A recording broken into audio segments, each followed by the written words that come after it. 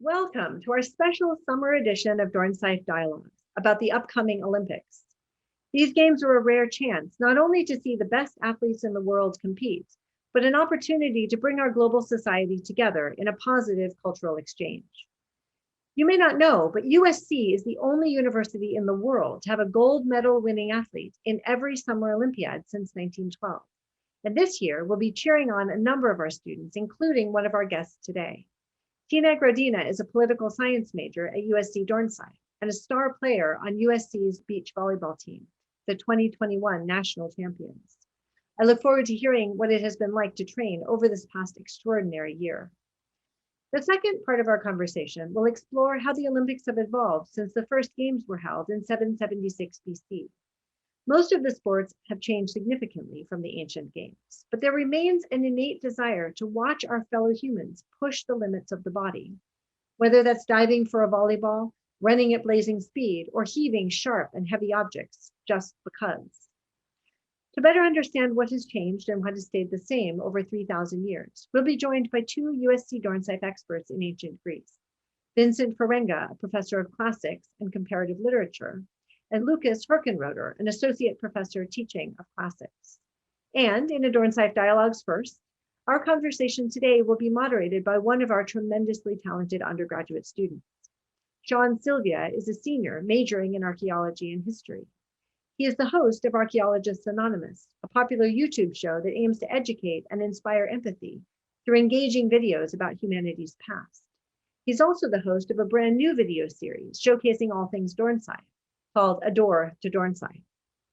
Sean, it's a pleasure to have you and all of your guests with us here today. I will turn the program over to you. All right, without any further ado, let's get started with the Dornsife Dialogue. So, Tina, congrats not only on being a member of this year's national champion beach volleyball team, but on competing in next month's Olympics. So, where are you training now? Yes, hello, thank you very much. Currently, I am in Latvia in my home. This is my room right here. And this is where we're preparing for Tokyo and what's to come in this summer. So you're competing in the Olympics for Latvia, where you were born. Were you also raised in Latvia? Yes, I am born and raised in Latvia. And however, I have been going to the United States for most of my childhood. So, and I also have a dual citizenship. So even though I do have both passports, I feel very much Latvian still. So what brought you to USC? Yes, so this is a very loaded question, I would say, because my road to USC has been through athletics, through beach volleyball. And I had to make the decision what I wanted to do in my life, what kind of priorities I want to place in my future in terms of how much I value education and how much sports. And because I really, really thought, and my parents did as well, that education is one of the most important things. United States is the place where to combine both of these in the best way possible. So I made the decision to go to the United States and then USC, and somehow have ended up here with playing beach volleyball for USC and simultaneously studying, of course. Yeah, wonderful. So what do people back home think about your decision to go to the US for college? Yes, it was really not hard to, it was hard to decide, but it was also hard to explain to people my decision, because there are a little bit of negative stereotypes about the younger people leaving Latvia to go to study to the United States, because Latvia is a very small country, and we value every single person very highly. Therefore, there's some people who say, oh, these young kids, they go to foreign universities, they will stay there and never come back and be lost for our country. But I knew of this like stereotype, and I somehow almost wanted to prove everyone that's wrong, and that that's totally not going to be my case. And I actually think I've quite succeeded at it because I've shown that it's possible to combine both representing your country, Latvia, and still being a very big part of it, yet simultaneously most of the time of the year being away in Los Angeles. Yeah, and I can't think of a better way to represent your country than competing in the Olympics. Yeah, and it's just also so nice because it's a way of bringing the word out into the world of Latvia, which, as I said, is small, so not everyone knows about it. Mm-hmm. So at USC, how are you enjoying your political science courses? Because you're also a political science major. Yes, political science. First of all, I'm so happy that I chose this course, this major, because it's so related to real life, and I really enjoy how in USC it's connected to the real life events. I've had so many classes where we're talking about things that are about to happen. Especially this election year was, I would say, one of the most engaging to study political science, and yeah, it's something I really enjoy. So I'm doing good. Thank you. Awesome. So before we get to Olympic volleyball, what was this season like for you and your teammates competing for USC during the pandemic? Yes, this was a special season, and it was so much harder than any other seasons, I would say, because we were expected to perform almost flawlessly, not only on the court, but our behavior outside of the court mattered even more than ever in terms of how we actually needed to 100% uh, follow all the restrictions, follow all the guidelines, and that was quite hard. And therefore, I'm just so proud and actually really amazed of how wonderful teammates I had this season, to have everyone on the same page and everyone agreeing on holding each other accountable and in check. That was amazing, that we all achieved the same thing together while being so disciplined about everything we do outside of the courts as well. Yeah, that's amazing that you guys were able to, succeed in this really challenging situation, this really challenging season, and support each other as teammates.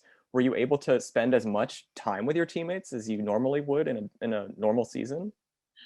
I would say actually no, not as much. I definitely didn't spend that much time with my friends from the team as I would have otherwise. And it was quite difficult sometimes to figure out what was allowed and what wasn't. For example, can I do a pizza and movie party at my teammate's house, but with all my teammates? Because that's like more people than allowed. But at the same time, we practiced together. So there were a lot of blurred lines, which we figured out to just better not test out. So we just stayed safe, I would say, most of the time. Mm-hmm. And I think another challenge must have been to play without fans. What was it like to play volleyball without, spectators, without an audience?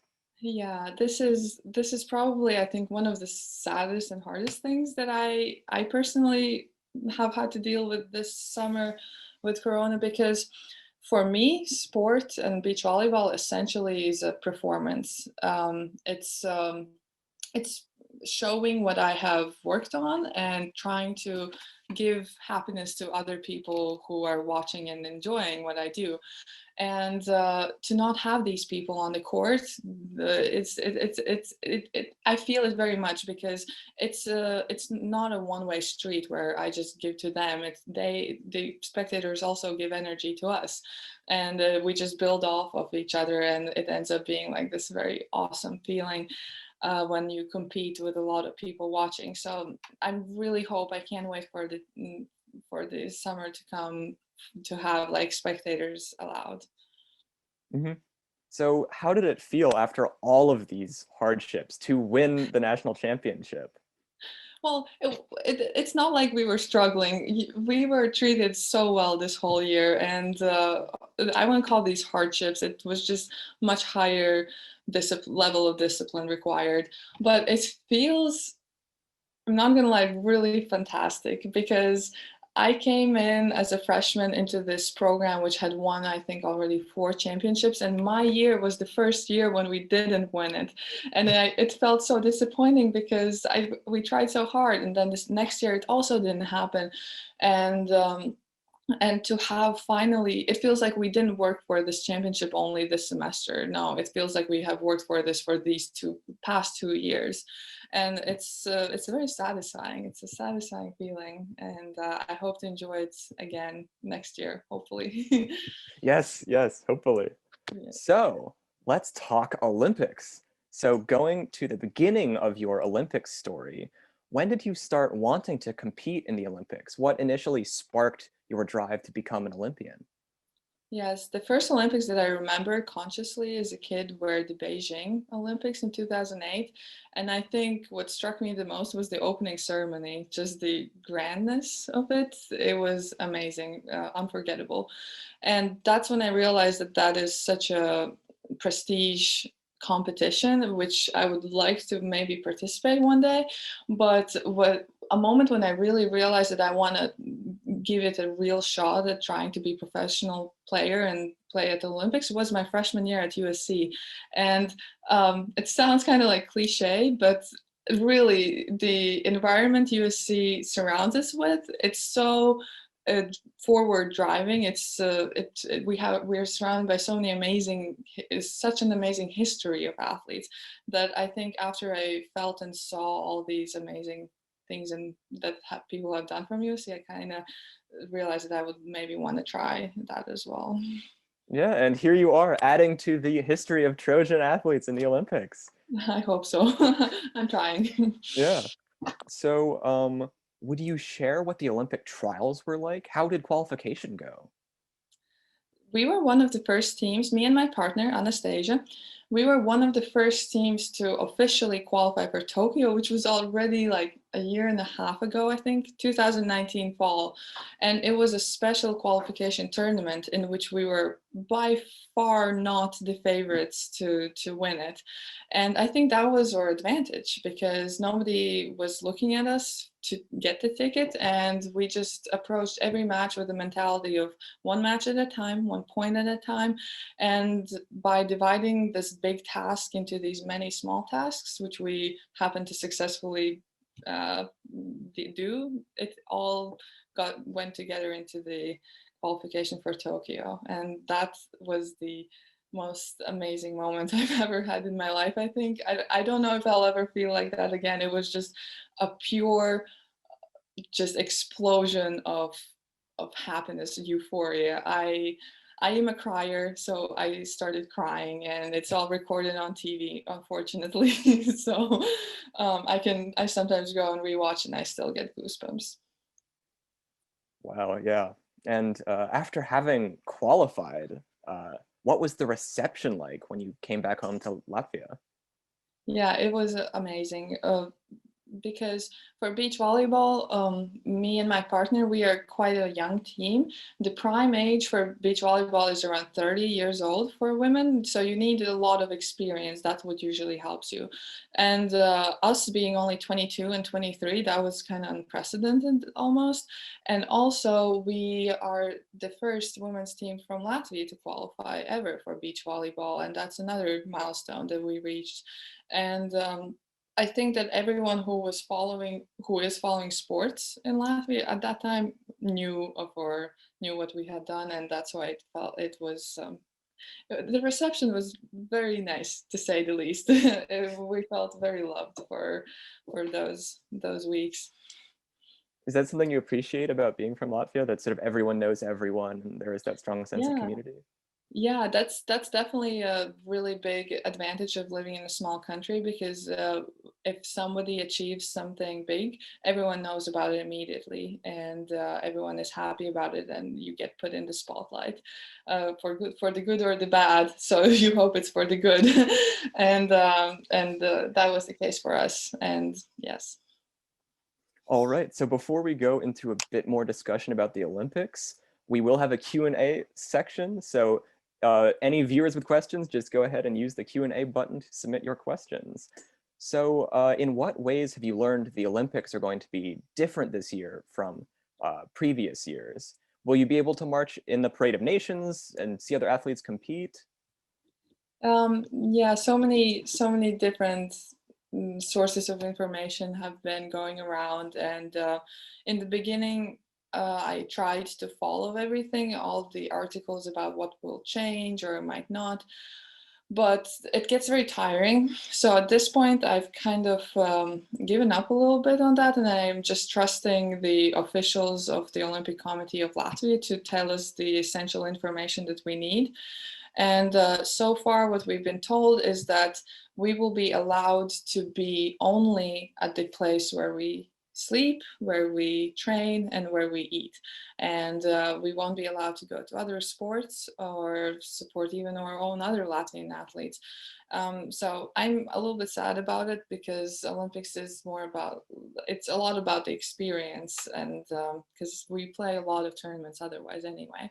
But about the opening ceremony, actually, maybe someone who's watching knows better than me, because we are expected to try on our parade outfits, and we are expected to bring them to Tokyo, but I can't imagine if that's actually happening. I'm not sure. Maybe someone has the information on this, but I don't know. So not to get ahead of ourselves too much, but what would it mean for you to bring home an Olympic medal to Latvia? Yes, let's not get ahead of us ourselves. That, but purely theoretically speaking, it would be that we would write our names into the history of Latvia for sure for a very long time. This sport, beach volleyball, has been gradually becoming more and more popular as the years go by, and at this point, it's very popular. And to get a medal, I mean, it's not only a personal dream come true for the whole country, because Latvia usually gets at most 3 medals in total in each Olympics. So that would be huge. So what country do you expect to be your biggest competition? Oh, well, yeah, it's an insult not to name every single country, because to qualify for the Olympics, that is so hard. And but the leaders for women are definitely Brazil, America, Canada, and it's funny how for the men it's completely the opposite. Europe is more the leading area in beach volleyball, but for women it's all the Americas. Mm-hmm. So can you talk more about your playing partner? How did you, she's not a Trojan, right? How did you meet her? How do you play together? Yes, she's not a Trojan. She's 1 year older than me, so she actually had to make the choice to go to the United States or not before me. And she decided not to go, even though she did also have offers. And that is one of the many things in which we're very different. And for just to like give an insight into how a beach volleyball team works, I would say that it's a very much like a business relationship almost. You're like job colleagues. You go to work every day, you have the same goal, you have the same expectations, you need each other very much. But me and Anastasia, we are also professionals in the sense that we meet up together and then we like go and do our own things. And I've known her since for like since 2013 maybe, which is how many years ago? 9, I guess 8. So for a very long time, and you get to know someone very well by being together with them in all the highs, all the lows, and all the training camps where you're physically exhausted, mentally, and we're definitely bonded for life by going through this experience. So it's not likely that many of our viewers have been to Latvia. So what are some of the things that you think really distinguish Latvia, or that you would like people most to know about your country? Okay, this is so much pressure right now to advertise a whole country to so many people. I would say for me, what is close is the nature, and every time coming back from LA, I'm struck by how green it is here, and it's a European style of country. So the cities are very historical, old cobblestones, which I miss when I'm in LA because the smooth pavement, concrete. That's kind of very boring in my opinion. But Latvia is also with a lot of very talented people. We're not a lot, but very talented. So it's anyone, if you have the chance, go. You won't regret it, most probably. Yeah, that sounds lovely. I can sympathize with the lack of cobblestones in LA.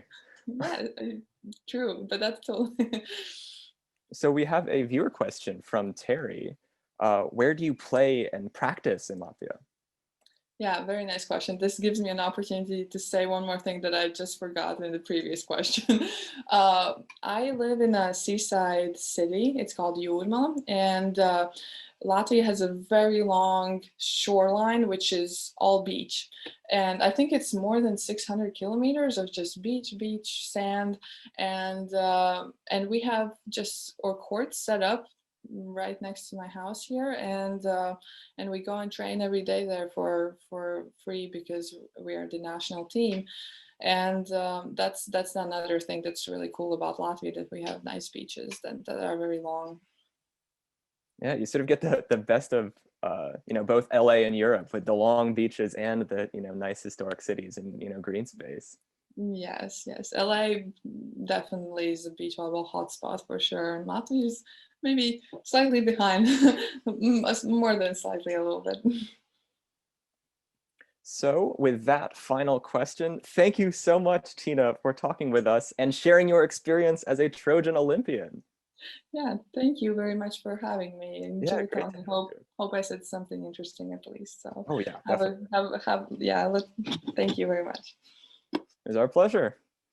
So now that we have heard about the modern Olympics, we will next take a journey backwards through time, thousands of years into the past, to travel to the world of the original ancient Greek Olympics with Professors Herchenroeder and Farenga. And again, please submit any questions you think of through that Q&A feature below, and we will get to them in the audience questions portion of the discussion. So, Dr. Herchenroeder, one of the most striking aspects of the ancient Olympics for us today is that the athletes competed naked. Where did doing sports naked in ancient Greece come from? Hey, Sean, thanks for having me. So the nudity of Greek Olympics is something we might be familiar with. Nudity has kind of two areas in which it is important in ancient culture. One is athletics and the other is heroism, for example, in the context of war, military achievement. We may be familiar, for example, with statues, heroic nudes, we might call them, of figures from mythology who are engaged in sort of military exploits and things like that. And so I think it's important in starting off to recognize that nudity, and in particular, the male nude form, is associated in the Greek imagination with heroic achievement, exceptional feats, and things of that nature. And so from that perspective, broadly, it's easy to see how it's connected to exceptional achievement in the context of athletics, which also in the Greek imagination was very closely related to military activity and the kinds of training that young men would undergo before they sort of became full members of society. The Greek word for naked is gymnos, and in fact, we get a verb from that, gymnasdestai, which means essentially, literally means to be naked, but it also means to exercise or to sort of conduct the physical training that we would think of as taking place in the gymnasium. And the gymnasium, our English word comes from the Greek word gymnasion, which is the place where one is naked, literally, but it also is a place of exercise. All of that being said, the Greeks had this idea that there was a historical story, I guess, as to why young men competed in athletic competitions at the Olympics, included in the nude, and that has to go back to I think like the 14th or 15th Olympics at the end of the 8th century. A runner lost his loincloth, and the perceived advantage for aerodynamics was immediately recognized, and another runner, if I understand the anecdote, if I remember the anecdote correctly, replicated the nude race and also won. And from that point on, at least as the Greeks imagined in their past, foot races were conducted in the nude. And it was to such the extent that in the 5th century, we have the Athenian historian feels the need to explain, just even as you asked, to explain why is it that Greeks practice in the nude. And Thucydides tells us that the Spartans did it first, actually. So we get a couple different stories, but Yeah. I'm really struck by that idea of the one guy who loses his loincloth and notices the aerodynamics, and then other people catch on, and it becomes a bug. Yeah. Yeah. So you've mentioned to me before the idea of nakedness as a costume. It's actually it's not something so much that you reveal, but it's something that you take on as a costume. Could you tell us more about what nakedness meant in ancient Greece in that sense, in like the iconographic sense? Yeah, good question. Yeah, as much as nudity may seem to us like as a lack of signifying clothing, in antiquity it kind of had a positive charge to it. Maybe is one way to think of it. And it was a woman I went to graduate school with who gave me this idea. Maybe it's current in other areas of scholarship on the ancient Olympics. But yeah, she told me how in describing the friezes at the Parthenon, not in Athens, but in Nashville, she would tell as a docent to those in attendance that heroic nudity, the nudity of young men in war-like situations, is kind of should be thought of as a costume. You know, it's the garb, or in this case, anti-garb, that one takes on when one is performing heroic feats, exceptional feats, whether in the context of battle or Olympics. And her line of thinking is that it should kind of be thought of as analogous to the cape of Superman, for example. It's something exceptional. It's marked and distinctive. And I think there are limitations to that analogy, but it's helpful for us as moderns to see the kind of positive charge, as I mentioned, of heroic or athletic nudity in antiquity. Mm-hmm. So perhaps to risk stretching the analogy even further, comparing it to the modern Olympics, could we compare, the nakedness of the athletes to a uniform a modern athlete wears that, marks them out as like, this person is an athlete? I think there's some merit to that. If Professor Farenga wants to add as well, please feel welcome. But certainly we're all familiar with the ways in which the bodies of athletes are on display by the costuming that is selected for them. And so I think the analogy is important also from the perspective that exceptional physical achievement also is connected to the visuals of the human body in the context of achievement. And in antiquity, these two things were kind of connected. The exceptional appearance, exceptional beauty was thought to coordinate strongly or to correlate strongly with exceptional ability, whether moral or physical. So that's interesting that there is this sort of moral connotation, as well as it's obviously you're seeing muscles, it's a sign that someone is strong and physically, talented, but there is also that moral connotation. Could you tell us more about that? Because that's something that's, I think, pretty alien to us today. Well, maybe I can jump in on that question, Sean. Maybe the nudity also signifies to the Greeks that a person is performing something extraordinary in a time and space which is not ordinary everyday time and space, but really religious time and space, a ritual space. Athletics had a very religious dimension for the Greeks. And just as they thought of their heroes from mythology and literature as interacting with the gods in a sacred time and in a sacred space of the heroic world, the heroic age, in a way, athletes were replicating that, were returning during the time of competition to that sacred time and space of the ancestors. And the nudity very much indicated that this was not ordinary activity in secular time and space. That's really interesting that it is this sort of callback to the heroic past, just through the nudity, and it calls on all these different things, the athlete's physical ability and the religious idea and the sort of heroic model. So speaking of religion, that's another thing that a lot of people are surprised to learn about the ancient Olympics, is that religion actually played a massive role. As today's games are completely secular. So Dr. Farenga, could you tell us what sort of rituals and religious experiences did attendees to the Olympic Games have? Right, you could say that the Olympic festival, which ultimately developed into a 5-day festival, you could say that half the time was spent on athletics, competition, but half the time was spent on religious activities, because the Olympics were supposed to be in honor of Zeus, the father of the gods, the chief god. The Olympics were also connected to the hero Heracles. Some people thought that Heracles was the first one to, on the particular spot where Olympia stood, he was the first one to make a sacrifice in that place to Zeus. And so he is sometimes thought of as the founder of the games. But the climax of the festival was really on the third day, when there would be, in the morning of the third day, a procession of all of the athletes, all the competitors, all the judges, all the representatives from Greek states throughout the Greek-speaking world, which is basically the Mediterranean basin and the Black Sea area. All would take part in a procession to the sacred grove of Zeus, which was called the Althis, and they brought with them animals to be sacrificed, specifically 100 oxen or 100 bulls. And they came to a great altar sacred to Zeus that was quite a spectacular structure.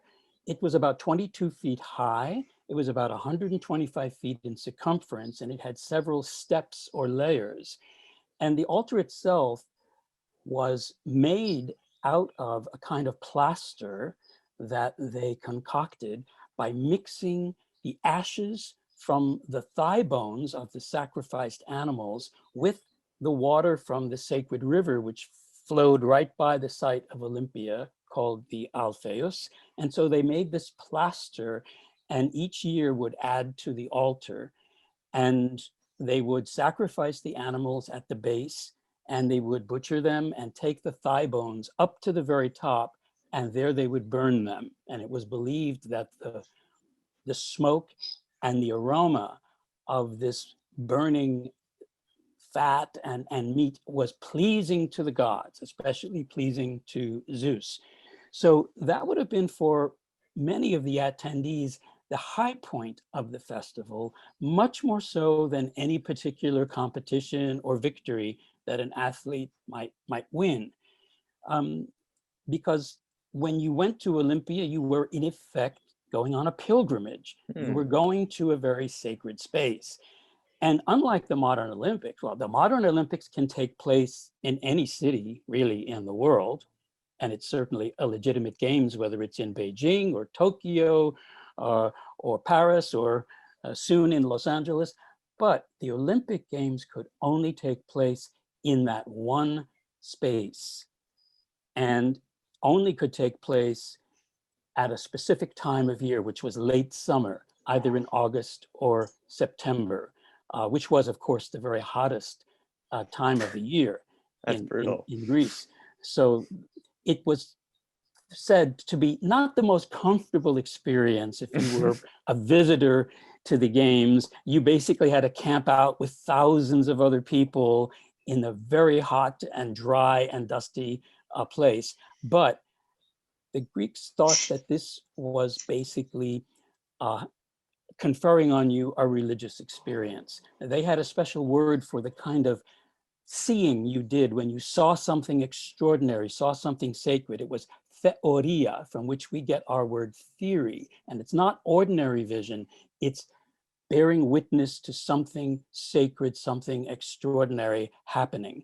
And in addition to the sacrifice at the great altar, I think for many participants, another highlight was to go into the Temple of Zeus. The altar was outside in front of the temple. The temple, which was built in the 5th century BC, during the time, if people know of the golden age of Athens, inside that temple, there was a colossal statue of Zeus made by the sculptor Phidias, who was to make a similar statue for the Parthenon in Athens. It was about a 40-foot high statue of Zeus seated on a throne, holding out in one hand the figure of Victory, Nike, whom the Greeks thought of as a winged female goddess. And the statue was a visual spectacle. It was made of ivory and gold. The skin was made of ivory, and the clothing that Zeus wore was made of gold. So that would have been, for many participants, again, the highlight of the games, is to look upon this amazing image of Zeus himself.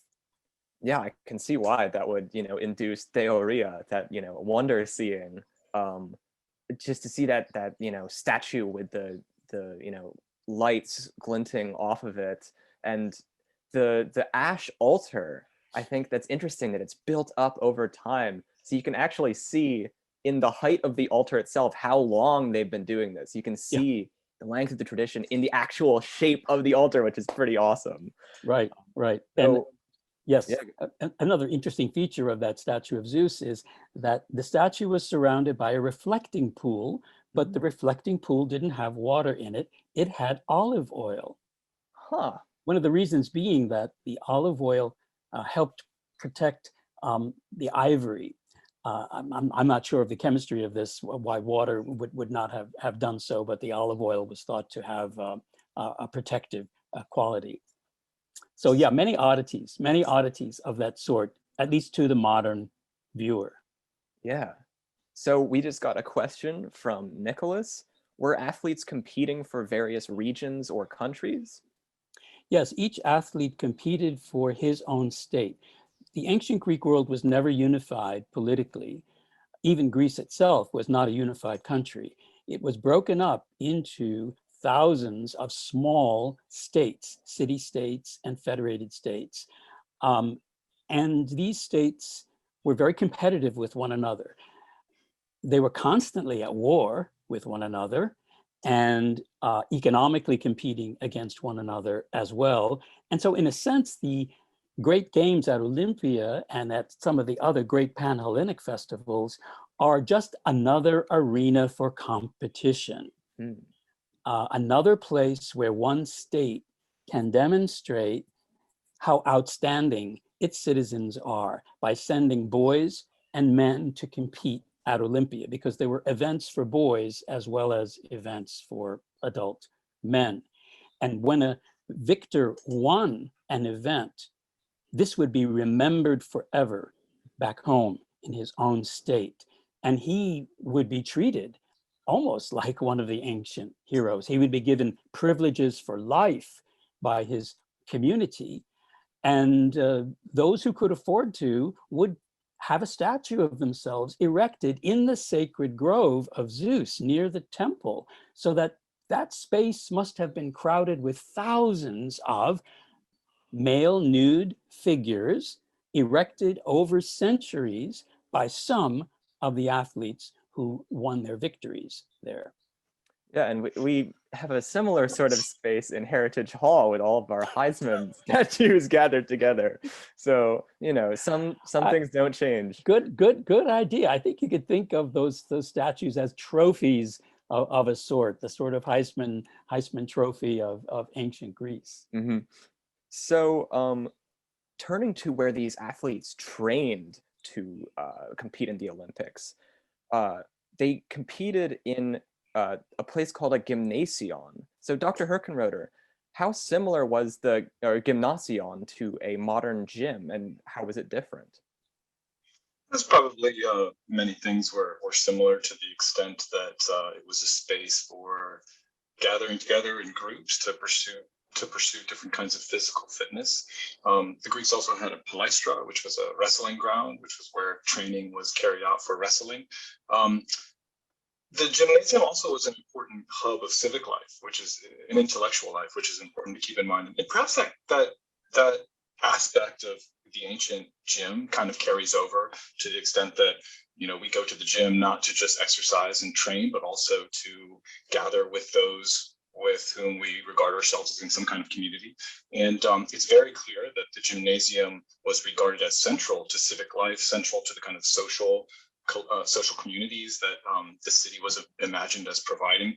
For example, we know in a 2nd century CE writer, Pausanias, who gives us a description of Greece, that the gymnasium is a defining feature of whether you have a city or not. You have sort of nucleated settlements, throughout the Greek world, but it's not a city for him, at least, unless it has a gymnasium.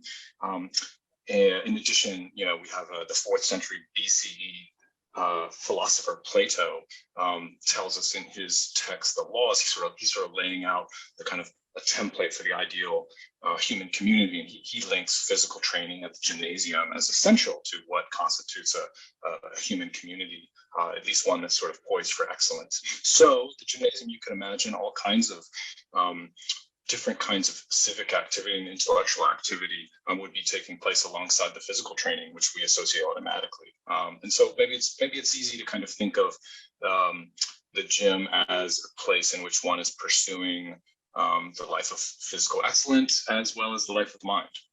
Yeah, I think one of the things that might surprise people is that, Plato, this famous ancient Greek philosopher, is talking about the gym. So could you tell us more about Plato's connection with athletics? Yeah, Plato may strike many of us as kind of airy philosopher, right? But Plato, many of his dialogues he's writing in the 400s BCE. Several of his dialogues take place nearby, or on trips in between gymnasia, the plural of gymnasium, for example, the Lysis, and the topic of the dialogue, the Lysis, is friendship, right? And he thinks it fitting to set this dialogue adjacent or in the proximity of places of physical training, as if it makes perfect sense that one is pursuing physical excellence, but also thinking about pressing questions, as for example, as to what is the nature of human friendship. And philosophy may strike us as a kind of distant, a remote or abstract activity, and maybe to an extent that's true. Platonic philosophy is interested in questions as to what is the nature of justice, what is the nature of beauty, but also kind of practical social questions, is what's the best form of society? What's the best way to organize ourselves so that we achieve the most out of life and out of ourselves and each other? And so the gym was an appropriate place to kind of carry out those kinds of questions. There's another interesting detail I should add. Plato, his name, there's a tradition, it's somewhat late, how believable it is. I wouldn't be able to say, it would be beyond my expertise, but there's a tradition that it comes to us in a commentary on the Latin poem, the Aeneid, that his name, Plato, which is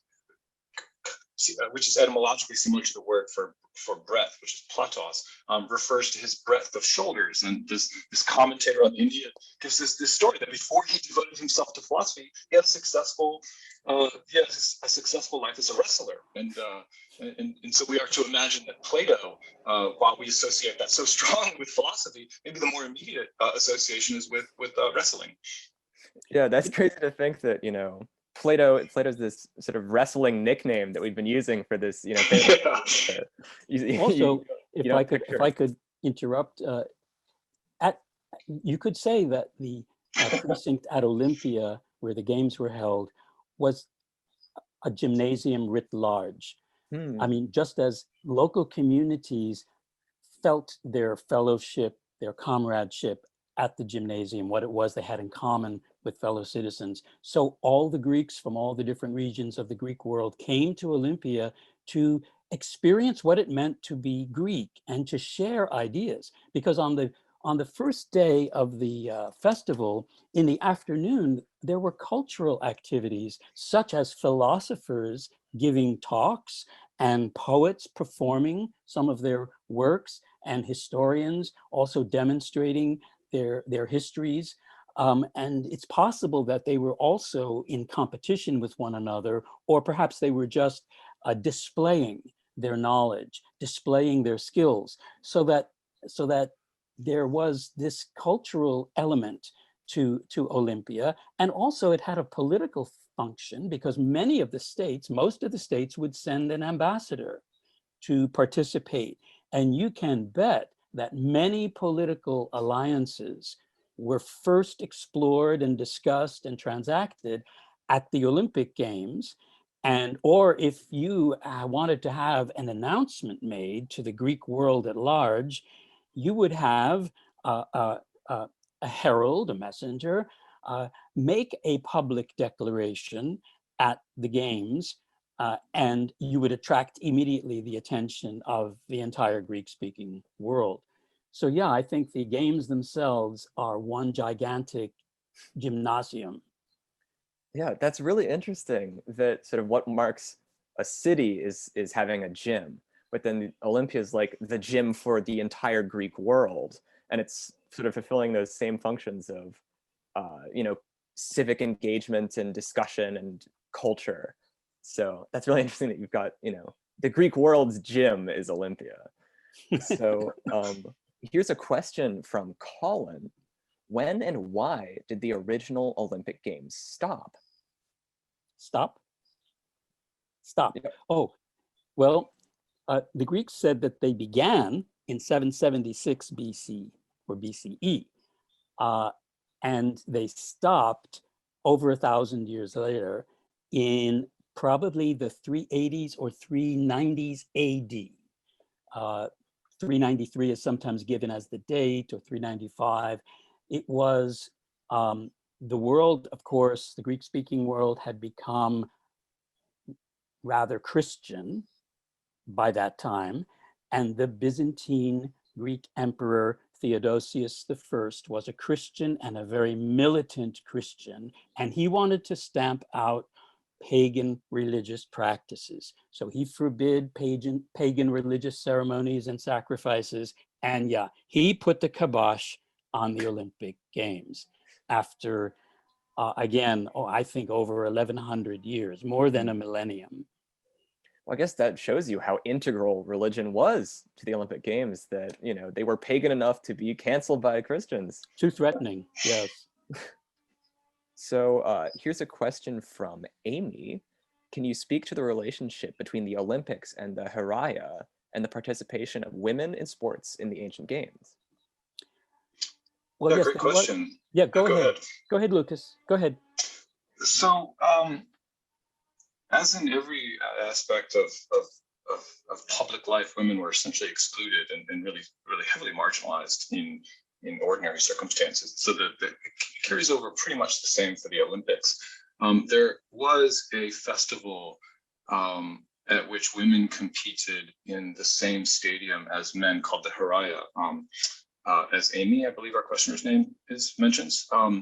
And this was, women enjoyed a very, well, they were marginalized from many areas of social life. They enjoyed a very prominent role in certain aspects of cult life. And it's not known entirely what all the details about the Heraya, but it does seem to have been an important site of cult activity connected to Olympia, veneration of the goddess Hera there at the site. And also it's told to us by one of the most important sources for that, Pausanias again, that the female priestess of Demeter presided over I believe the normal races for the men. I don't know if Vincent, you can correct me on that. But maybe the takeaway is that in the context of general exclusion, you had a sort of segregated space for female athletes at which they also competed, although some of the circumstances for that race, very much set it apart from what were considered to be the main sort of stages of male heroic achievement in the context of the Olympic Games. So how often were ancient Greek women allowed to be spectators at sporting events? Well, at the Olympics, I think, yes, priestesses were permitted to attend. Also, unmarried women, that is, virgins, were permitted to attend. But married women were not. So there definitely was reflected there, as in the rest of Greek society, this segregation of the sexes. Why were particularly unmarried women allowed? We don't know. Before there was an Olympic festival at that site, there was a worship of the mother goddess, and it was a fertility cult. And perhaps some of these rules and regulations were connected with that. So we don't know. We don't know what reasons would have been given for that exception. Mm-hmm. So we can't confirm or deny whether the Olympics was a great place to pick up guys. So we have a question. There's one, I think there's a footnote that we should add to that. While women were not permitted to participate in many of the activities, the chariot race, actually, the competitor was not the driver of the chariot, but the person who funded the team, including the driver. And we do know of one case in which a Spartan princess won the award for the chariot race in the early 4th century. Okay, and so there you have it. I believe she's immortalized on an inscription in which she's described as the only woman of all of Greece to have achieved that distinction. And her case is exceptional. Maybe the exceptionality, maybe because it's so exceptional, it demonstrates just sort of how radically women were excluded from this male space. Mm-hmm. Yeah. There's another interesting story about a woman who infiltrated the Olympics. Oh, yeah. Her name was Ferenike. She was from the island of Rhodes, and she was a trainer. And she trained her son in boxing, and he was really good. So of course, she wanted to accompany him to the games. And she did, disguised, of course, dressed as a man. And he did win his event. And somehow during the victory celebration, she became a bit careless, and it was seen that she was a woman. Ever after, we're told, competitors showed up at the games and their trainers accompanied them. Both had to present themselves naked to the judges. So, odd story. Yeah, that's a really interesting story. Yeah, yeah. We have some images of that 4-horse chariot race. I wonder if we could maybe have a quick look at least how Greek artists depicted that event, which was the most prestigious of all the events. So speaking of victory celebrations, for the ones that didn't go awry, how did athletes celebrate their victories? Well, there were victory celebrations on the evening of the second day for the events that had taken place. The second day was the first day only boys competed in the morning. The second day you had the horse race, which was a huge event, and you had the pentathlon, which was 5 events: the discus, the javelin, the long jump, a running race, and wrestling. And then in the evening, you would have a religious ceremony, which was a repetition of the funerary ritual for the hero Pelops, who was thought to be buried there on the site. And that evening, you would have the first series of victory celebrations, victory songs, and dances and feasting.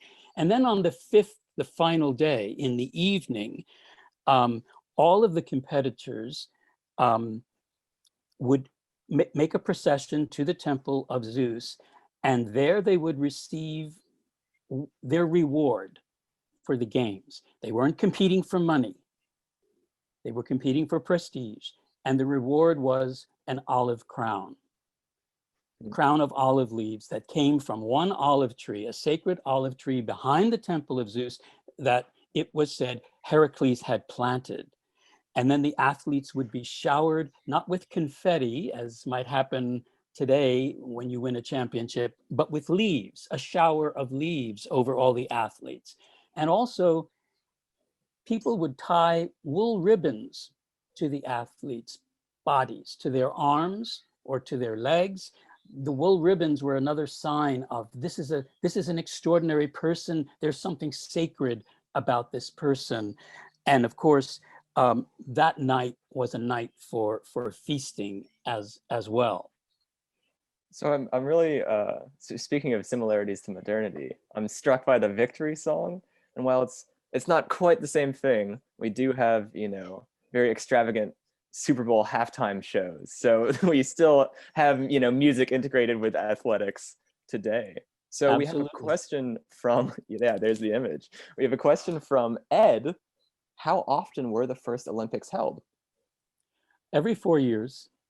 So just like today. Yes, yes. When the modern Olympics were created in the late 19th century, it was certainly decided that they would be held with the same uh, uh, schedule. There was another feature, though, of the ancient Olympics, which I wish we had when our modern Olympics are performed. A truce was declared among all the different Greek states, whom, as I said, were often hostile and at war with one another. There was a month-long truce. And then as the games attracted athletes from more distant places in the Greek world, the truce was extended to 2 months, and ultimately became a 3-month truce. So it actually had, in addition to religious and political, cultural, and athletic significance, it actually had a significance on warfare. Yeah, I think the modern Olympics, I think part of the founding mission was world peace, but I agree we should bring back this, the worldwide truce. That'd be pretty sweet. Yep. So we've got a question from Alan.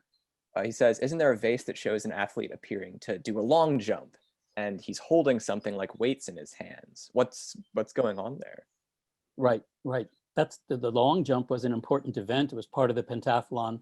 The athlete didn't take a running start and then leap from a line as the modern long jumper does. The athlete was in a standing position, and he had 2 weights, one in each hand, and he would extend the weights out when he launched his body, and they gave more momentum. Again, I think we might have a slide. We might have a picture of that event. Yeah. So obviously they weren't jumping as far as a modern long jumper would, but jumping using, I think, a different set of skills if you're holding weights in your hand and trying to launch your body as far as you can go.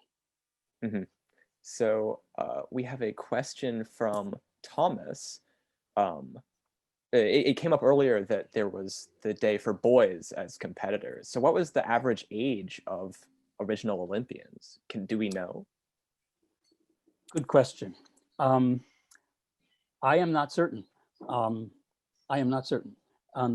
The boys were clearly in early adolescence, and the athletes who competed would have been considered mature men.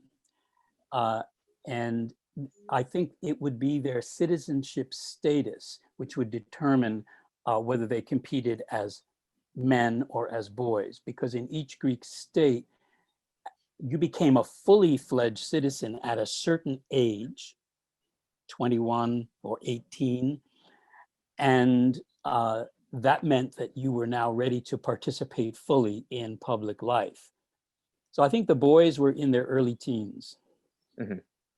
Okay, so we are brushing up against the time, but we are getting so many questions that if you guys are willing, I think we will go on for just a little longer to satisfy everyone's curiosity about the ancient Olympics. So here's a question from David. What were the food and drink aspects of the Olympic ceremonies?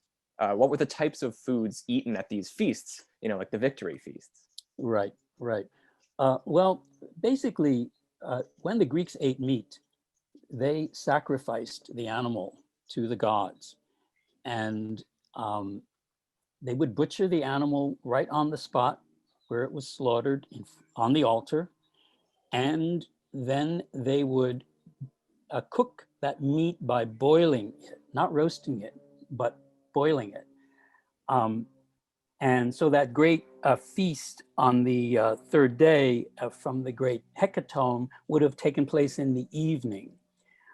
So the animals they slaughtered, in addition to cattle, such as oxen or bulls, would be sheep and goats.